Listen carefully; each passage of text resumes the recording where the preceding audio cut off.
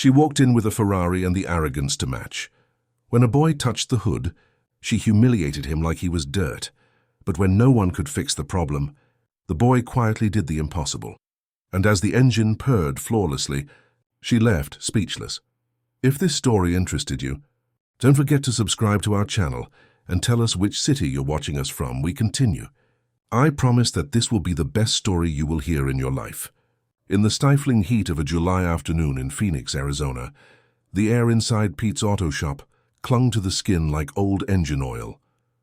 The rhythmic symphony of tools, the sweet sour smell of grease and fuel, and the coordinated dance of mechanics under suspended vehicles created a familiar routine. Among them walked 10-year-old Alex Jenkins, silent and observant, mentally recording every sound, every technical gesture, and every imperceptible flaw invisible to the distracted eye. Orphaned by his mother at an early age, he spent his summer vacations alongside his father, never complaining about the absence of video games or outings. There, among engines and tools, he felt more alive than anywhere else. In his worn backpack, he hid a notebook scribbled with diagrams, error codes, and even hypotheses about the operation of parts he had never seen in person. He drew inspiration from old mechanics magazines from the neighborhood library, which he read in secret, as if they were novels. His world was made of gears, valves, and mechanical symphonies that only he seemed to hear. The quietness of that day was broken by the arrival of a luxury car, red, sporty, gleaming, which attracted stares and silenced conversations. The owner, Veronica Harrington, known for her influence in Phoenix's business circles and her rigid demeanor, stepped out of the car with determined steps and an impatient expression. Her designer outfit and immaculate appearance contrasted sharply with the grime-covered workspace. "I need this fixed by tonight," she announced to the shop's owner, Ray Martinez, without bothering with pleasantries. "I have commitments that cannot be postponed." Her authoritarian manner quickly established a palpable tension in the environment. Apparently, she did not accept setbacks and expected everyone to bend to her urgency. Ray nodded respectfully, though his eyes betrayed concern. "We'll do our best, Ms. Harrington, but I should warn you that European sports cars can be tricky. Sometimes diagnostics alone can take—" "I don't pay premium rates for excuses, Mr. Martinez," she interrupted. "Your reputation suggests you can handle this. Please don't make me regret choosing your establishment instead of the dealership." While the mechanics assessed the vehicle, Alex approached, hypnotized by the irregular sound of the engine. He extended his fingers and, like someone touching an instrument before a concert, rested them lightly on the hood. A gentle, instinctive gesture, but enough to ignite the owner's fury. "What does that child think he's doing?" Veronica's voice cut through the workshop noise like a blade. "Get him away from my car immediately." Peter Jenkins, Alex's father, rushed over. "I'm sorry, ma'am. My son, he didn't mean any harm." "Do you have any idea how much this paint job costs?" she continued, her voice rising with each word. "More than you probably make in 3 months. If there's a single scratch from those dirty little fingers, I'll hold this entire shop responsible."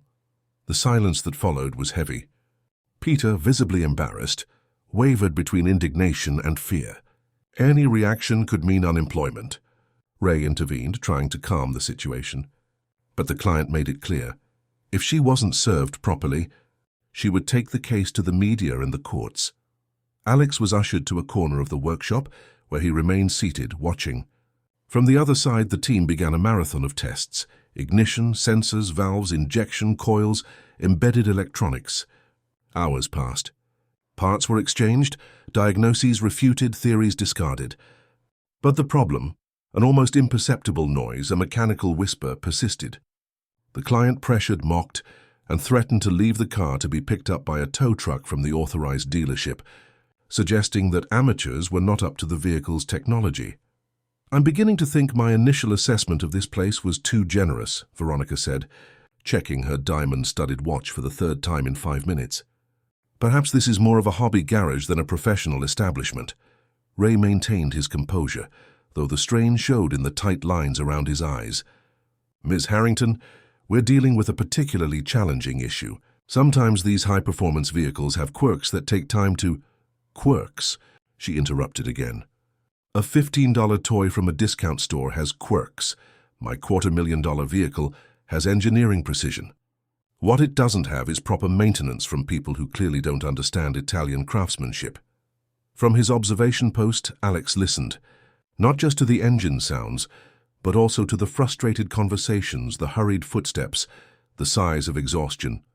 His eyes followed each movement of the technicians, but his mind was elsewhere, reconstructing the engine's airflow, remembering diagrams he had studied days before in one of his library books. As the afternoon stretched into evening, tensions rose.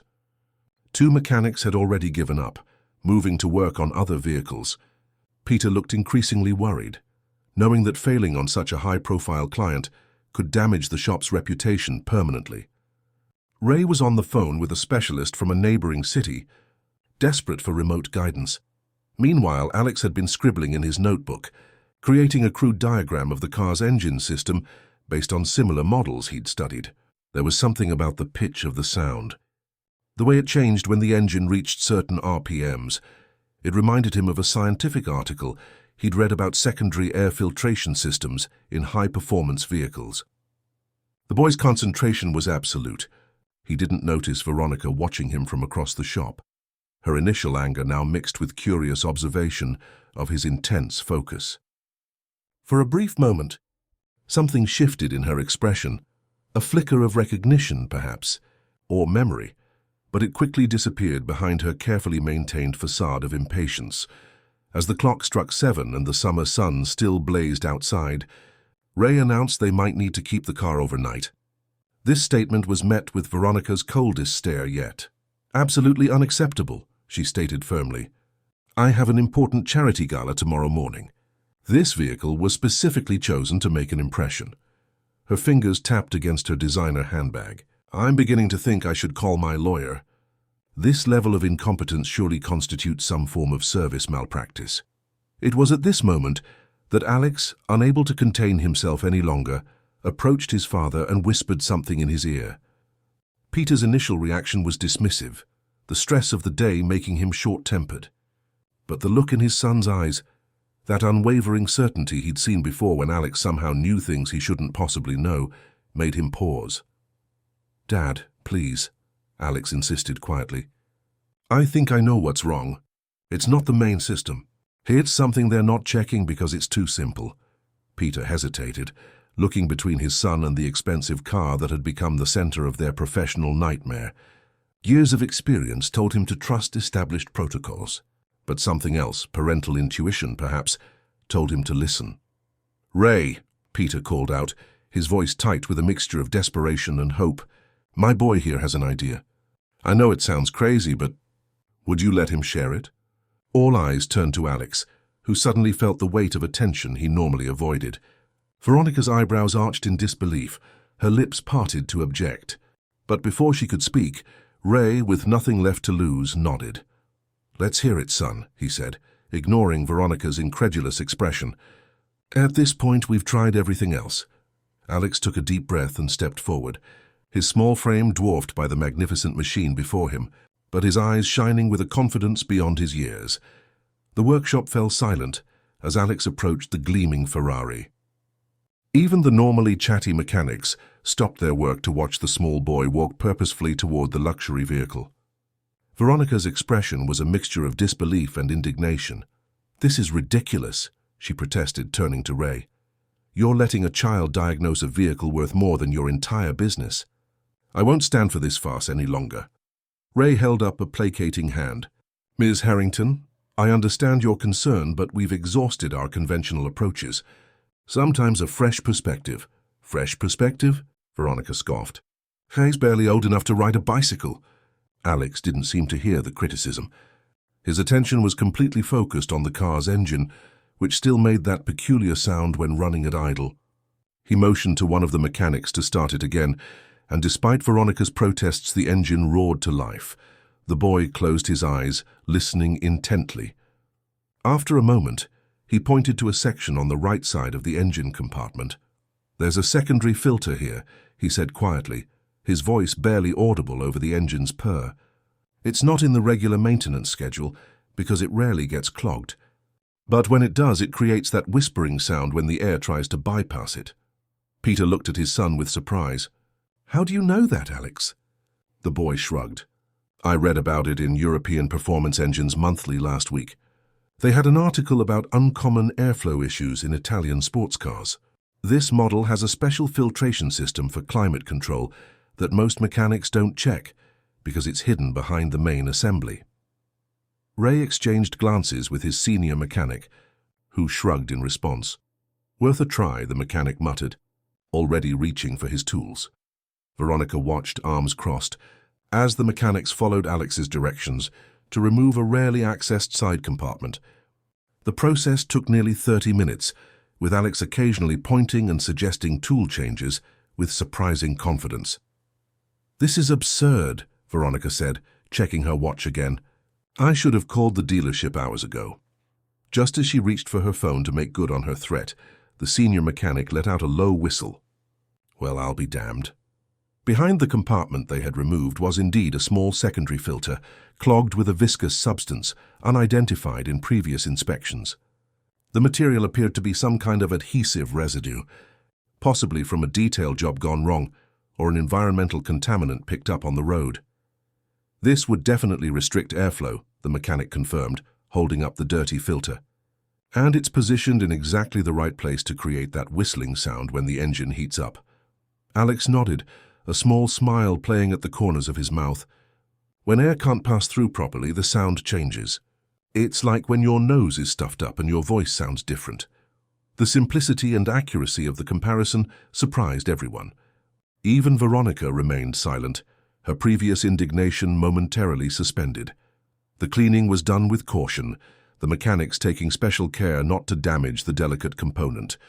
When the engine was started again, the sound that emerged was different. Fluid, harmonious, almost musical. A collective silence took over the environment. Even Veronica, who was already preparing new criticisms, stopped in the face of undeniable evidence. The problem had been solved. Peter looked at his son with contained pride, his eyes moist. The other mechanics approached, curious, asking how he knew about the existence of that part. Alex explained with simplicity that he'd been studying unusual design features of luxury sports cars, fascinated by how engineers sometimes created unconventional solutions for performance issues. "I never would have thought to check there," admitted the senior mechanic, shaking his head in disbelief. "That filter isn't even in our standard diagnostic protocol for this model." Ray turned to Veronica, whose face had become unreadable. "Ms. Harrington, it appears we've resolved the issue. Would you like to take the car for a test drive to confirm everything is working properly?" Veronica didn't respond immediately. Instead, she was looking at Alex, who had retreated back to his corner of the workshop, already scribbling something new in his notebook, as if nothing extraordinary had just happened. "How old are you?" she finally asked, her voice softer than it had been all day. Alex looked up, surprised to be addressed directly. 10, ma'am." "And where did you learn about cars?" The boy glanced at his father before answering. "Mostly from books and magazines. Dad lets me watch him work sometimes, and I have some old car manuals that I study." Veronica's expression shifted subtly. For the first time since arriving at the shop, she seemed to actually see the people around her, rather than looking through them. "The test drive won't be necessary," she said to Ray, though her eyes remained on Alex. "I trust the problem has been fixed." As the mechanics reassembled the engine compartment, Veronica walked over to where Alex sat with his notebook. Peter tensed, ready to intervene if she said anything harsh to his son, but her approach seemed different now, measured, thoughtful. "May I?" she asked, gesturing to the notebook. Alex hesitated before handing it over. Veronica carefully turned the pages, her eyebrows rising slightly, as she took in the detailed diagrams, the neat annotations, the complex systems mapped out in a child's handwriting. "These are quite impressive," she said, pausing at a page showing a cutaway drawing of what appeared to be an experimental hybrid engine design. "Did you create this yourself?" Alex nodded. "It's my idea for a more efficient cooling system for performance engines. The current designs waste a lot of thermal energy that could be recaptured." Veronica studied the drawing more closely. "I've seen something similar in prototype development at..." She stopped herself, handing the notebook back. "You have a gift, young man." The shop began to close for the evening. The bill was settled. Veronica didn't even glance at the amount before signing, and arrangements were made for her to pick up the vehicle the following morning after a final inspection in daylight. As she prepared to leave in the taxi she'd called, Veronica paused at the door. "Mr. Martinez, I'd like to speak with you privately tomorrow when I return," and she glanced at Alex, who was helping his father clean up tools. "I'd like the boy to be here as well, if possible." After she left, the shop erupted in celebration. Mechanics clapped Peter on the back, tousled Alex's hair, and recounted the stunned look on Veronica's face when the engine purred perfectly. Ray announced that dinner was on him, and they locked up to head to the diner across the street. Amid plates of burgers and fries, Alex remained quiet, contemplative. The excitement of solving the problem had given way to something else, a realization that had been growing inside him for years, but had never before been so clearly validated. He understood engines in a way that even adults with decades of experience sometimes didn't. It wasn't just interest or study, it was something deeper, an intuitive connection to mechanical systems that felt as natural as breathing. "You okay, buddy?" Peter asked, noticing his son's silence. Alex nodded. "Dad, do you think Ms. Harrington is still mad about me touching her car?" Peter considered this. "I don't think so. In fact, I think you impressed her. She seemed different after," Alex observed, like she was remembering something. Peter took a sip of his coffee. "People like that. Sometimes they forget what it's like to be surprised, to be wrong. You gave her something to think about, and that's not a small thing." Later that night, after Alex had gone to bed, Peter sat alone at their small kitchen table in their modest apartment 5 blocks from the shop. He stared at his son's backpack, from which the edge of the now famous notebook protruded. With gentle care, he pulled it out and began to flip through pages that revealed a mind he hadn't fully appreciated until today. The diagrams were beyond Peter's full comprehension, some incorporating principles he vaguely recognized from his technical training, but taken in directions he'd never considered. Page after page showed not just understanding, but innovation, ideas that seemed to leap beyond current technology. Lump formed in his throat as he realized that his son's potential far exceeded the future he had imagined for him, following in his footsteps as a mechanic in Ray's shop. Alex could be an engineer, a designer, perhaps even an innovator who changed the industry. But such dreams required resources Peter didn't have: specialized education, advanced training, connections to the right people. He closed the notebook and returned it to the backpack, a mixture of pride and worry settling in his chest. Tomorrow, Veronica Harrington would return for her car. The woman who had humiliated his son hours earlier now wanted to speak with him.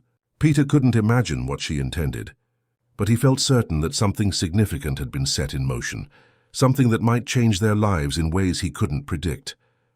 As dawn broke over Phoenix, painting the sky in shades of orange and gold, Alex was already awake, adding new details to his engine design. The events of the previous day had unlocked something in him, a certainty that his ideas weren't just childish fantasies, but potentially valuable innovations. He felt a strange mixture of excitement and trepidation about seeing Miss Harrington again, unsure what her interest in him might mean. Across town, in her luxurious penthouse overlooking the city, Veronica Harrington sat at her desk staring at her phone.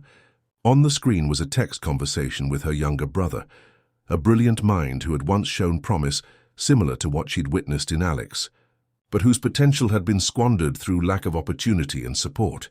The memory had kept her awake most of the night, along with the uncomfortable recognition of her own behavior at the shop.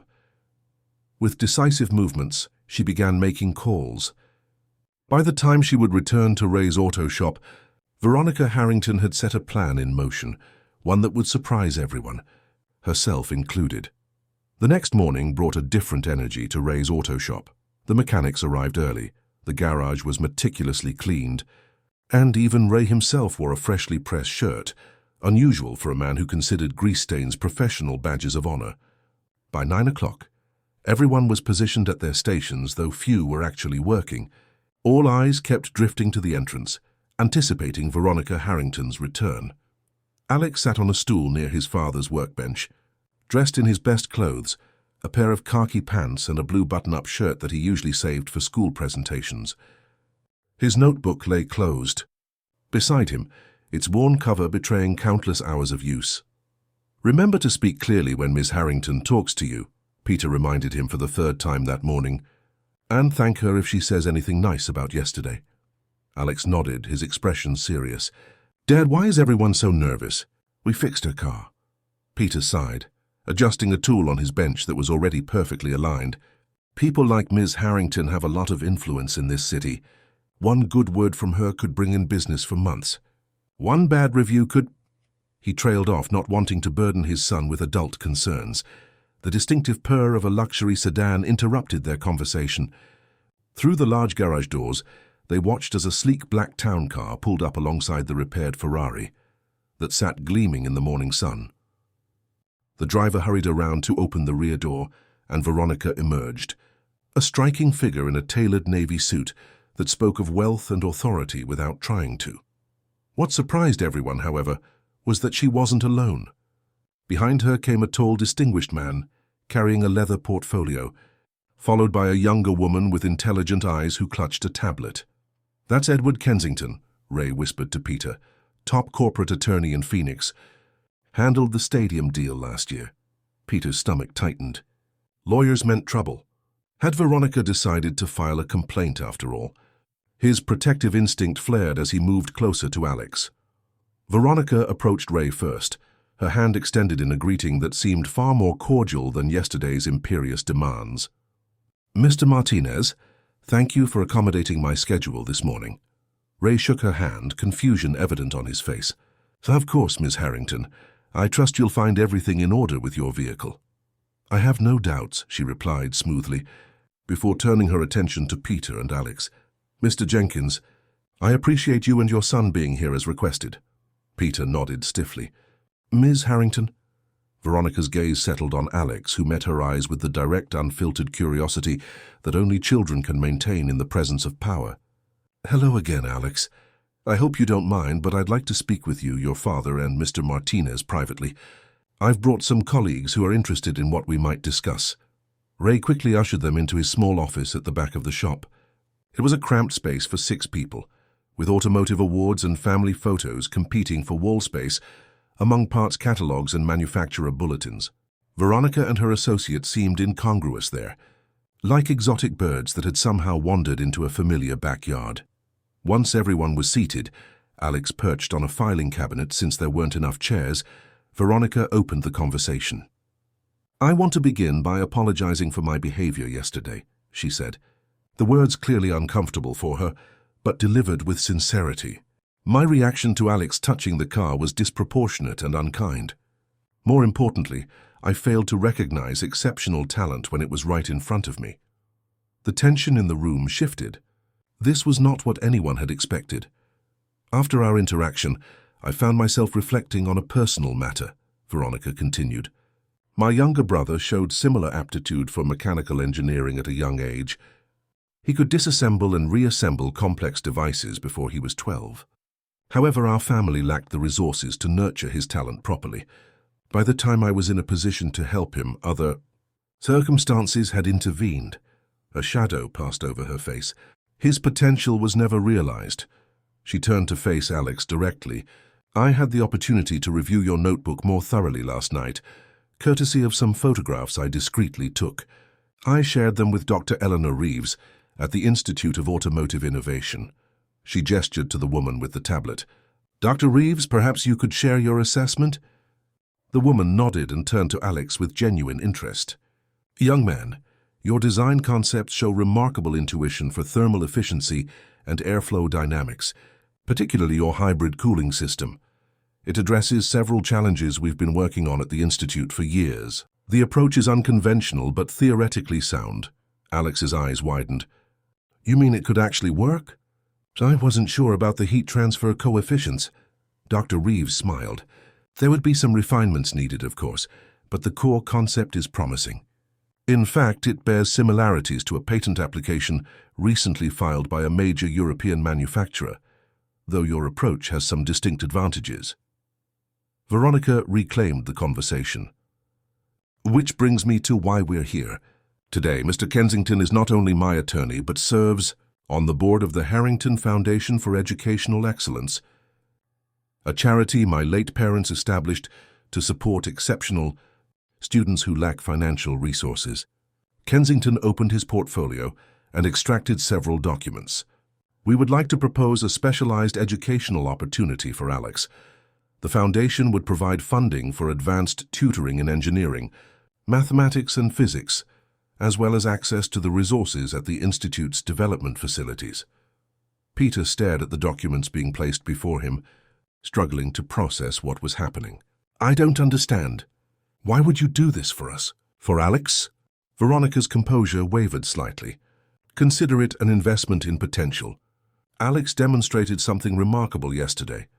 Not just technical knowledge beyond his years, but the ability to see solutions where experienced professionals could not. That kind of talent shouldn't be left to develop by chance or circumstance. She paused, seeming to choose her next words carefully. I've built my career on recognizing opportunity, Mr. Jenkins. Sometimes that means seeing value where others don't look. Sometimes it means acknowledging when you've made a mistake, as I did in my treatment of your son. Ray, who had been uncharacteristically quiet, finally spoke. This sounds like an incredible opportunity, Peter, the kind that comes once in a lifetime. Peter looked torn. It's a lot to take in. I'm grateful for the offer, but this would mean significant changes for Alex, for both of us. Dad, Alex said quietly, his voice steady despite the enormity of what was being discussed. I want to learn more. I want to build things that work better. Veronica nodded at Alex with something like respect. The program would be tailored to work alongside his regular education. We're not suggesting removing him from his current school or disrupting your family life. However, it would require dedication and time commitment from both of you. And what do you get out of this, Miss Harrington? Peter asked directly, his protective instinct still wary. For the first time, Veronica smiled, a genuine expression that transformed her usually stern features. Besides the satisfaction of making amends, the Foundation's mission is to identify and support exceptional talent. Success stories like what Alex could become are what keep our donors engaged and our funding secure. And personally, she hesitated, I'd like the opportunity to do for someone else's brother what I couldn't do for my own. The reference to Alex as someone else's brother wasn't lost on Peter. It humanized Veronica, in a way her apology hadn't quite managed, revealing the personal stake behind her professional veneer. Dr. Reeves added, from the Institute's perspective, minds like Alex's bring fresh perspectives that can break through conventional thinking. We have resources, but innovative ideas often come from unexpected places. There's something else, Veronica said, turning to Ray. The Foundation would also like to establish a partnership with your shop. Mr. Martinez, we'd provide funding for an apprenticeship program with Alex as the inaugural participant.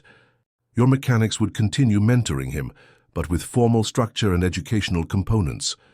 Ray's expression transformed from surprise to excitement. That could benefit a lot of local kids who have mechanical aptitude, but not the means for technical college. Precisely, Veronica confirmed. Sometimes talent is hiding in plain sight, in neighborhood garages, school workshops, or, she glanced at Alex's notebook, in the backpacks of 10-year-olds who read advanced engineering journals for fun. For the next hour, they discussed details, schedules, expectations, legal requirements. Peter's initial wariness gradually gave way to cautious optimism as he realized the opportunity being presented wasn't just about Alex's education, but about opening doors that would otherwise remain firmly closed. As the meeting concluded and they prepared to leave the cramped office, Kensington handed Peter a business card. Take a few days to think it over. This isn't a decision to rush. Alex, who had been remarkably patient throughout the adult conversation, finally asked the question that had been on his mind. If I join this program, would I get to see how real engines are designed? Not just fixed, but created from the beginning. Dr. Reeves nodded. That's exactly the kind of thinking we want to encourage. And yes, you would have supervised access to our development facilities, including our prototype lab. The boy's eyes lit up with a passion that made even Veronica's composed facade soften further. Outside, As Veronica prepared to leave, she paused beside her Ferrari, running a hand along its gleaming surface. "You know, I've owned this car for 3 years, and until yesterday I never knew about that secondary filter. I wonder what else I've overlooked by assuming I already understood everything worth knowing." The comment seemed directed at no one in particular, but it hung in the air as a revelation of sorts, an acknowledgement that expertise could come from unexpected sources, and that sometimes the greatest insights were hiding in plain sight, waiting for someone with fresh eyes to recognize them. As the black town car pulled away, Ray turned to Peter and Alex with a bewildered smile. "Well, I'll be damned. When Veronica Harrington walked in yesterday, I thought we might lose our biggest client. Instead, we might have just found a future for this place beyond anything I imagined." Peter watched his son, who was already opening his notebook to show Ray some idea that couldn't wait. The fear and uncertainty he'd felt earlier hadn't completely disappeared, but alongside it now grew something new: hope, fragile but persistent, like a seedling pushing through concrete. 6 months passed like the blur of a high-performance engine shifting gears. Autumn faded into winter, and the Arizona sun lost some of its punishing intensity. For Alex and Peter Jenkins, life had transformed in ways neither could have predicted, that fateful July day when a red Ferrari rolled into Ray's auto shop. The back section of Ray's garage had been converted into what the mechanics now affectionately called the lab, a small but well-equipped learning space with actual parts, technical books, and room for hands-on experimentation. 3 afternoons a week, Alex would rush from school to the shop, where Dr. Reeves or one of her colleagues would guide him through lessons that blended theoretical concepts with practical application. On Saturdays, he spent half-days at the Institute's facilities, working alongside engineers who had initially been skeptical about mentoring a child, but now frequently found themselves impressed by his intuitive understanding of mechanical systems. Peter had adjusted to the new reality with a mixture of pride and occasional bewilderment. He attended parent meetings at the Institute, where discussions of advanced physics and engineering principles often left him nodding politely while understanding perhaps half of what was said.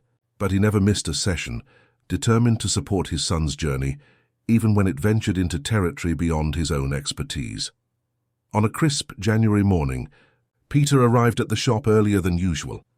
Ray was already there, reviewing applications for the apprenticeship program that would begin in the spring, another outcome of Veronica's intervention that would extend opportunities to other mechanically inclined students from underserved communities. "Morning, Pete," Ray called out, holding up a stack of papers. "Got some promising candidates here. That Harrington Foundation screening process is no joke. These kids have real potential." Peter smiled as he hung up his jacket. "Still feels surreal sometimes, doesn't it? All because Alex put his hands on the wrong car at the right time. Speaking of your boy genius, big day today, isn't it?" Ray asked, pouring a cup of coffee and offering one to Peter. "Yeah, first presentation to the foundation board. He's been practicing all week, barely sleeping."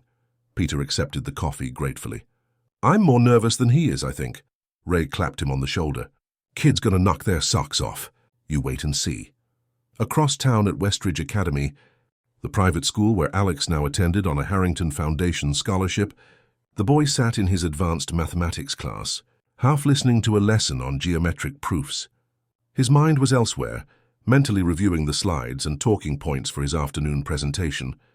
In his backpack was a new notebook, a leather-bound journal given to him by Dr. Reeves when his old one had finally fallen apart from overuse.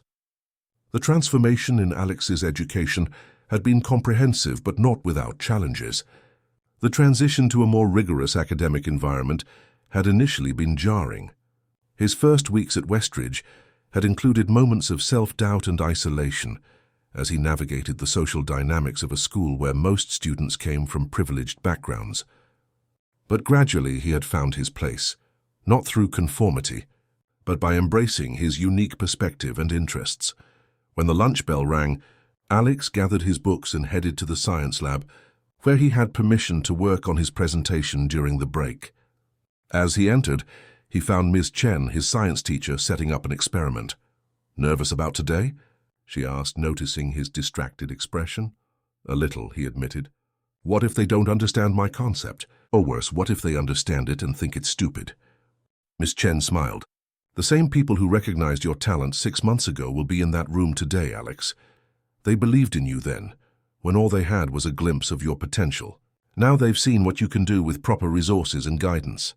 Alex nodded, trying to absorb her reassurance. Miss Harrington will be there. She doesn't accept anything less than perfect. Good, Ms. Chen replied, surprising him. That means she'll recognize perfect when she sees it. Now want to run through your introduction one more time. By 3 o'clock that afternoon, Alex and Peter were being escorted through the imposing glass and steel headquarters of Harrington Industries. The conference room where the Foundation Board meeting would take place overlooked the city, the view alone making Peter feel slightly dizzy with the elevation and implication of where they now found themselves. Board members filtered in, distinguished men and women from business, education and science. Dr. Reeves arrived, giving Alex an encouraging nod. Last to enter was Veronica Harrington herself, somehow even more intimidating in her corporate environment than she had been in Ray's garage. Yet when she saw Alex, her expression softened momentarily, and she offered a small but genuine smile. Ladies and gentlemen, she began once everyone was seated. Today we have a special presentation from the Foundation's most recent scholar, Alexander Jenkins. As you know from the reports, Alex's progress over the past 6 months has been exceptional. Today he'll be sharing his work on an original design concept that Dr. Reeves assures me has genuine potential applications. She turned to Alex, who stood beside a digital display screen, looking small but determined in his school uniform.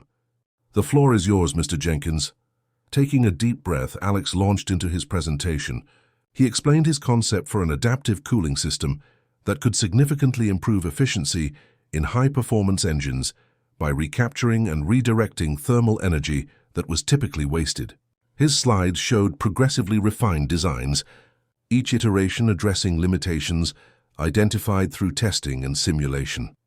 What had begun as a child's intuitive sketch had evolved, with guidance and education, into a technically viable innovation. The board members leaned forward, their initial indulgent smiles giving way to genuine interest as Alex fielded questions with remarkable clarity for his age. The current prototype achieves a 13% improvement in thermal efficiency under laboratory conditions, he explained, pointing to a graph. Dr. Reeves thinks we could reach 15% with further refinements to the secondary exchange mechanism. And you've considered the manufacturing challenges? Asked one board member, a former automotive executive. These kinds of efficiency gains often come with prohibitive production costs. Alex nodded, having anticipated this question. Yes, sir. That's why we've designed the system to utilize existing production methods where possible. The preliminary cost analysis suggests a unit increase of approximately 7%, which would be offset by the efficiency gains within 3 years of normal operation. Veronica, who had been silently observing, finally spoke. You're suggesting this could be commercially viable, not just theoretically interesting? With additional development, yes, Alex replied, his confidence growing. The Institute's simulation models show promising real-world application potential. As the presentation concluded, the board's applause seemed genuinely enthusiastic rather than merely polite. Veronica rose and approached Alex, examining the detailed schematic on the screen. You've come a long way from that day in the garage, she observed. Though I suspect the insight that allowed you to diagnose my car is the same one that helped you develop this concept, seeing what others miss because they're too focused on convention. Alex considered this. Maybe, but I couldn't have done any of this without the opportunities the Foundation provided. Before, all I had were ideas and magazine articles. Now I can actually test things, learn from real engineers. That's precisely what the Foundation was created to enable, Veronica replied. She turned to Peter, who had watched the entire presentation with quiet pride. Mr. Jenkins, your son continues to impress us. The board will be reviewing his progress formally. But I can tell you already that we are unanimously in favor of extending his scholarship through high school, with guaranteed college funding thereafter. Peter struggled to find words. Ms. Harrington, I don't know how to thank you properly. There's something else, she continued. The Institute believes Alex's cooling system has legitimate patent potential. If development continues successfully, we'd like to pursue that path, with Alex recognized as the primary inventor and receiving appropriate credit and future compensation. Alex's eyes widened. A real patent? With my name on it? Dr. Reeves joined them, smiling. You've earned it, and speaking as someone who's been in this field for 20 years, I believe this could be just the first of many. As the meeting adjourned and board members filed out, many stopping to congratulate Alex personally, Veronica remained behind, gesturing for Peter and Alex to stay as well. There's another matter I wanted to discuss privately, she said once they were alone. From her briefcase, she withdrew a magazine, the latest issue of Automotive Engineering Today. She opened it to a marked page and handed it to Alex. Page 37. Alex took the magazine, his father looking over his shoulder. There, under the heading Emerging Innovations, was a profile piece titled The Engine Whisperer, How a 10-year-old Mechanic's Son is Changing Automotive Design. They interviewed Dr. Reeves about your work, Veronica explained. This is one of the most respected publications in the industry. Engineers worldwide read it. Alex stared at the article, at his own name in print alongside terms like prodigy and revolutionary approach. Peter's hand tightened on his son's shoulder, steadying them both. This is just the beginning, Veronica continued. The Foundation is establishing a youth innovation program based on the model we've developed with Alex. Ray's apprenticeship initiative has already attracted attention from other technical education advocates.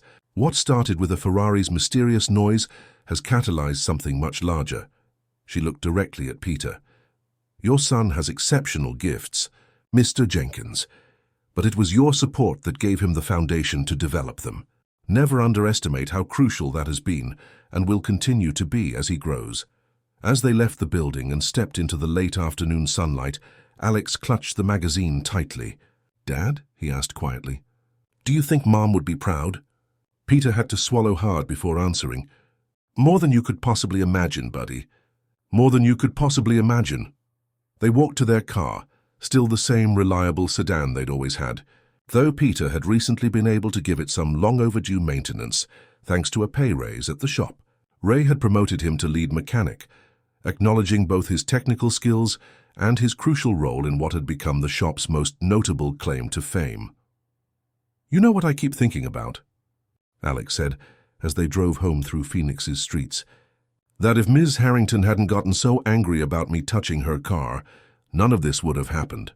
Peter chuckled. Life's funny that way. Sometimes the worst moments lead to the best opportunities. She's different now, Alex observed. Still scary sometimes, but different. People can surprise you, Peter replied. Even themselves, I think. Back at Ray's auto shop, the day was winding down. The mechanics were cleaning up, discussing weekend plans, complaining good-naturedly about difficult customers. In the back corner, the lab stood ready for Monday's session, a tangible symbol of how one small interaction had rippled outward, creating possibilities where none had existed before.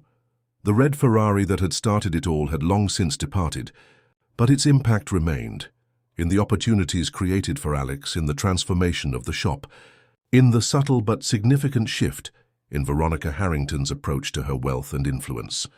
A chance encounter had become a catalyst for change, demonstrating that talent, when recognized and nurtured, could bridge divides of circumstance and privilege. As sunset painted Phoenix's sky in shades of orange and gold, Alex opened his notebook and began sketching a new idea, a refinement to his cooling system that had occurred to him during the drive home. The boy who had once hidden his mechanical fascinations now pursued them openly, supported by a growing network of mentors and advocates who recognized what Veronica had come to understand, that innovation often comes from unexpected sources, and that sometimes the most valuable discoveries are hiding in plain sight, waiting for someone with the right perspective to bring them into the light. Dear listeners, we hope the story of Alex and Veronica has touched your hearts.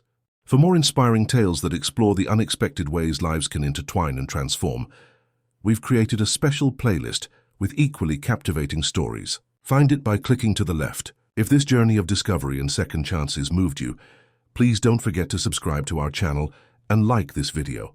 Every day we bring unique stories that explore life's complexities and the power of human connection. Don't miss our upcoming content. We eagerly await your thoughts in the comments section below.